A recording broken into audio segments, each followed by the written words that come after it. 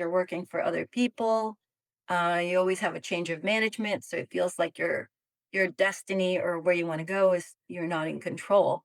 So you feel this moment of, just going to work, living by, collecting a paycheck. I mean, the paycheck was good, got bonuses and everything like that. But at a certain point in your life, you want to have a bit more control. Hey, this is Neeti, and what you're about to hear today is a very special episode with one of the members from our portfolio program. We call these Sensei sessions. These interviews are designed to give you perspective about what you can achieve with the right strategies and execution. I hope you enjoy this episode, and for free resources, check out our show notes section to see how you can build and scale your portfolio. Let's start with who you are, where you're from, what you did before real estate, and what brings you here today.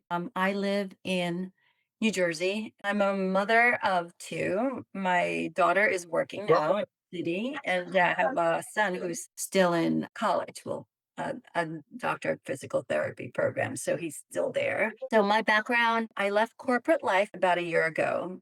Burnout, feeling not not purposeful of working because you're working for other people. You always have a change of management, so it feels like your destiny or where you want to go is you're not in control.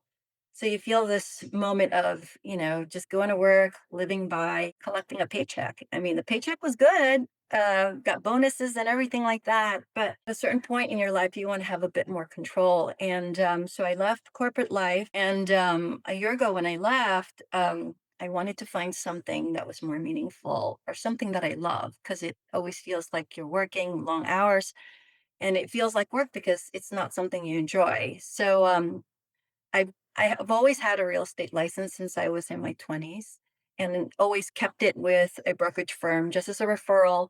I would activate it if I wanted to sell my own house so I don't have to pay my own I could pay my own commission to myself. But what got me into this program as I was walking through and I listened for a whole month. I went in every meeting, and why I landed on the open spaces program with Pollock and Nitty was that they said a couple things that really resonated with me. One is that, you're only as rich when you work for someone, but you're not generating wealth. And for me, generational wealth was important because I have children and I wanted where my efforts were going to something else. The other thing that they said was tax benefits. My husband and I, being both a W 2 earner, we had to think about our taxes at the end of the year. And because of this program with cost segregation and everything, it did help our taxes. I'll tell you Yeah. that. What was the tax Yes. saving? Oh, a big tax saving we didn't have to pay. And then second, we got money back. So Oh, prior to that, we were always paying and then we got money back. So that was a big benefit. yeah, that's great. You went And from paying to actually making. yeah, exactly. And you hear this story all the time. If you make, I think a certain money, either 150 or 200,000 as a combined income, you have to pay 70,000 of your taxes, right? So that we alleviate, and I'm looking forward to this year even more so because of the tax benefits. And then real estate was just a naturalism for me because I loved it. Today, I have about 6 properties, and my portfolio is 2 million. So Amazing. wow, I am excited about that. So when you think about, I only been in the program for a year. I had six properties. When you think about the market today, there's so many benefits to the buyer because you can really negotiate. So my first 2 properties, I did get them at a very good price. I rehabbed it. My ARVs were really very good. So I have 3 long-term properties, one in New Jersey, two in Philadelphia. They're doing really well. And then I said I want to get braver because I hear these stories from everybody like, oh, I invested out of state. And I'm like thinking, how can I do that? I don't want to invest out of state. It's very scary, and you have to really build a team. So in Philadelphia, I have a team, a great team. I have a great realtor. It starts with a realtor. And that's why I found all of my properties through my realtors. I didn't go through any wholesaler coming from a realtor background. I know that they do their due diligence. But the realtors I also go with are investors. So they kind of understand where I'm coming from, the property that I'm looking for. because it's different when you're going with a realtor, you're looking for a property. Residential property for yourself is a lot different when you're looking for investments, right? So the numbers have to work. Um, and then I really gained a lot of confidence in this program that led me to my out of state. They taught me the mindset of, you have this business, and if you want to scale, you have to think like a CEO.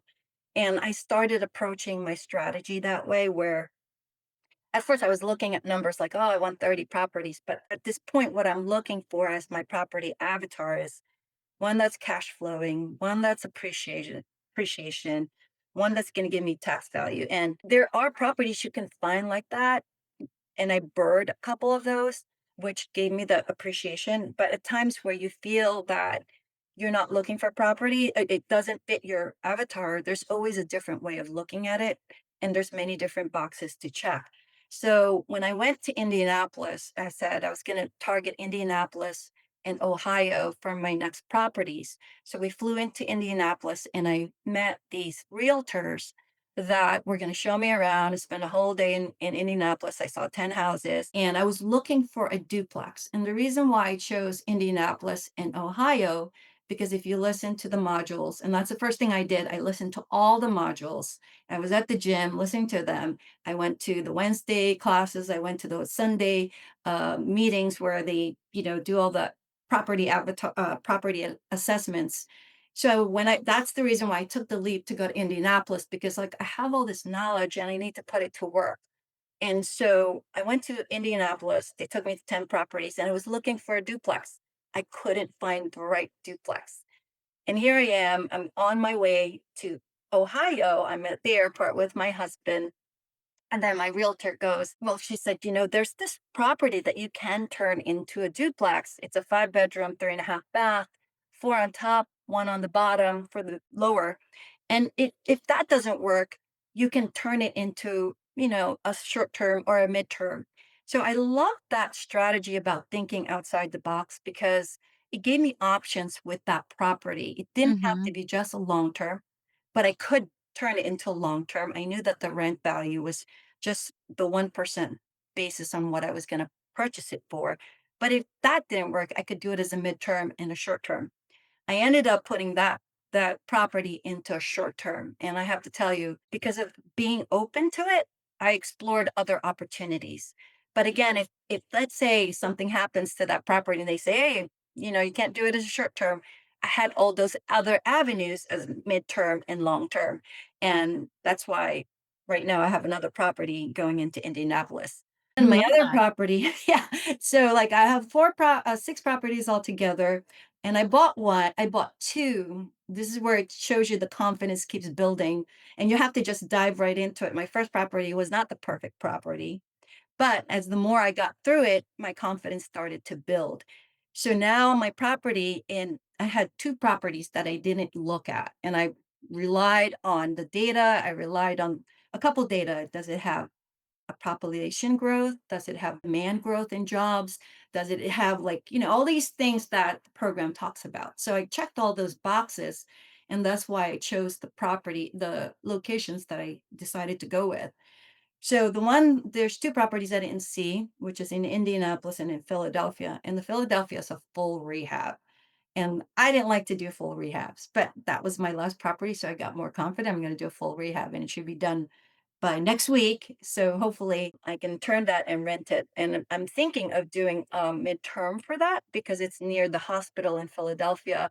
CHOPS, a lot of traveling nurses. Yeah. And again, if I can't do that as a midterm, I can always go into a long term. But all the numbers provide me like different options for exit strategy and also for just growing my portfolio. Love that. That's such a great way to think about your process in the sense that when it's the first one, maybe you're not as confident. But then when you go to the next one, now you already know what works, what doesn't work. And did you say you bought them sight unseen? Yeah. Yeah. Yeah, because you had a good team in place and you'd already done it once.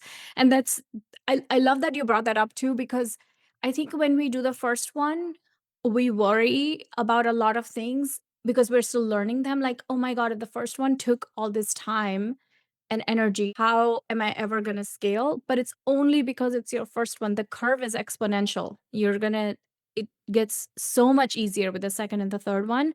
So love that you brought that up. What's your vision? Where do you want to go? So my vision would be to have a portfolio size of 5 million within the next 2 years. I think that's doable, and it's Absolutely. not about the number of properties because I always feel like it's about the ARV and the property you should purchase. Yeah. Right? So Love that. So your goal is to get to 5 million in 2 years? yes. Love it.